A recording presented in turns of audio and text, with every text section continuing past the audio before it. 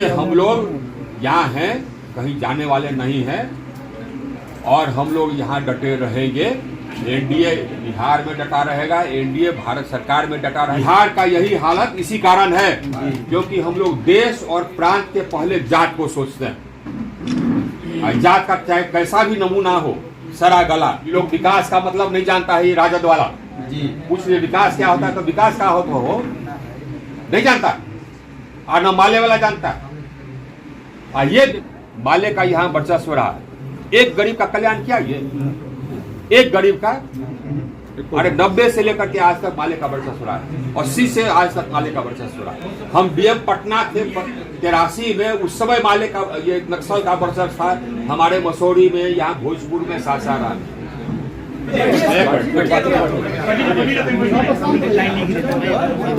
आप लोग का प्रेम और आशीर्वाद हमारे साथ है। ये यहाँ भोजपुर की जनता का प्रेम और आशीर्वाद हमारे साथ। 4,70,000 4,60,000 वोट हमको मिला। ये जनता का ये जनता का आशीर्वाद। पटना में एक चीज और तो हम धन्यवाद देना चाहते हैं जनता का और हम जनता को कहना चाहते हैं कि हम रहेंगे, उनके लिए खड़े रहेंगे। हमारे कार्यकर्ता भी उस कड़कती धूप में काफी मेहनत किए, खून पसीना एक बार नहीं, 14 में भी किए, 19 में भी किए, इस बार 24 में भी किए। तो मैं कार्यकर्ताओं को भी धन्यवाद देता हूँ, अपने कार्यकर्ताओं को, जिन्होंने इतने मेहनत से इस धरती गर्मी में पार्टी के लिए और हमारे लिए झंडा ढोया। नरेंद्र मोदी के लिए, एनडीए के लिए और हमारे लिए जो झंडा ढोए, उन सबको मेरा आभार। और उन सब से भी मैं यही कहता हूँ कि हम आते रहेंगे। हम जैसे पहले आपके प्रतिनिधि थे वैसे हम अभी प्रतिनिधि रहेंगे।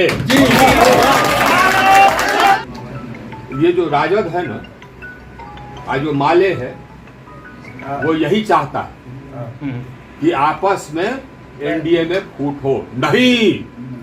नहीं, जो हुआ सो हुआ। हम लोग एकजुट रहेंगे। एक मिनट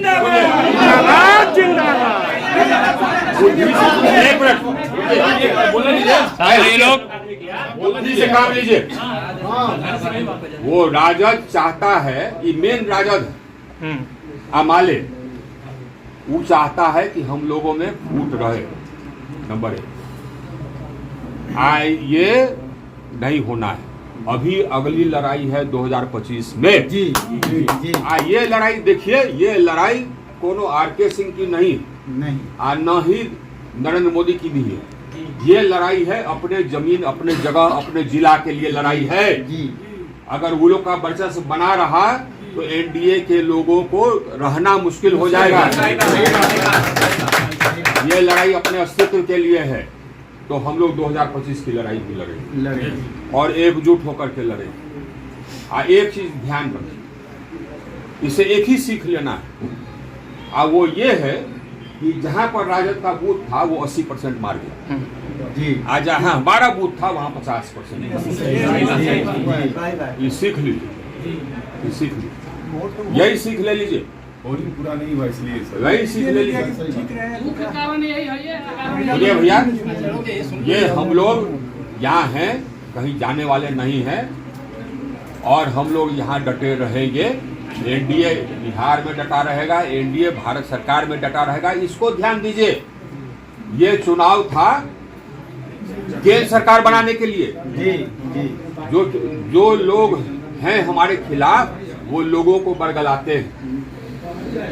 वो ये भुला देते हैं, सुनिए, ये भुला देते थे कि भैया ये चुनाव है केंद्र में प्रधानमंत्री बनाने के लिए। ये लोगों को नहीं बताते थे, आना हम लोग बताए। कुछ वो लोग कोशिश किया ये सब जात पात करने का, तो अगर एक बार लोगों को मालूम चल जाता या दिमाग में रहता आम आदमी को कि चुनाव किस लिए है आज जात पात करोगे, हमारा तो नरेंद्र मोदी ही अति पिछड़ा है और उसी का चुनाव नहीं भुलाने का है, और फिर करेगा असेंबली में, तो उसको भूले में नहीं आना है। हमारा नेता है नीतीश कुमार, वो भी अति पिछड़ा। ये सब कैसे भूल जाते हैं, कैसे लोगों को याद नहीं दिलाते? आप लोग नहीं दिलाते हैं याद। हम लोग की कमी वहां है ना, कि चुनाव किसके लिए? देश के लिए चुनाव था, अब अगला चुनाव है राज्य के लिए। अपने से ऊपर उठ कर सोचिए, जात से ऊपर उठ करके सोचिए, नहीं तो क्या होगा कि जात के नाम पर आप दे दीजिएगा भ्रष्ट आदमी को वोट, चरित्रहीन आदमी को वोट। आप उसका कहिएगा कि बहुत भ्रष्टाचार बा हो, स्कूल में शिक्षक नहीं खियावत, अस्पताल में डॉक्टर नहीं खियावत, तो भुगता। बिहार का यही हालत इसी कारण है, क्योंकि हम लोग देश और प्रांत के पहले जात को सोचते हैं। और जात का चाहे कैसा भी नमूना हो, सरा गला जात के नाम पर ठप्पा मार देते हैं। शर्म आनी चाहिए, अरे शर्म आनी चाहिए। हम लोग तो ऐसे स्कूल में पढ़े आए, ऐसे कॉलेज में पढ़े जहाँ जात पात का नाम न और ना हम करते आए। आप लोग मतलब यहाँ के कुछ लोग, सब लोग नहीं, यहाँ के कुछ लोग एकदम बिल्कुल कटिबद्ध है कि हमको जात पात सिखा देंगे। धिक्कार है ऐसे लोगों का, शर्म आनी चाहिए इसे। अब देखिए, हम बोल दिए कि जो हमारे जो राजद का है उसका काम नहीं करेंगे, बोलना नहीं चाहिए, लेकिन ये तो अब ये हो गया, हम राजद वालों का काम नहीं करें, हो गया। एनडीए किस लिए? एनडीए है देश, असल में हम लोग सबके लिए। हमारे जो नेता कहते हैं सबका साथ, हम लोग सबके लिए। और यहाँ पर भी हम लोग राज्य के लिए, वहां पर हम लोग देश के लिए। यहाँ पर हमारा नेता नीतीश कुमार, वहां पर हमारा नेता नरेंद्र मोदी।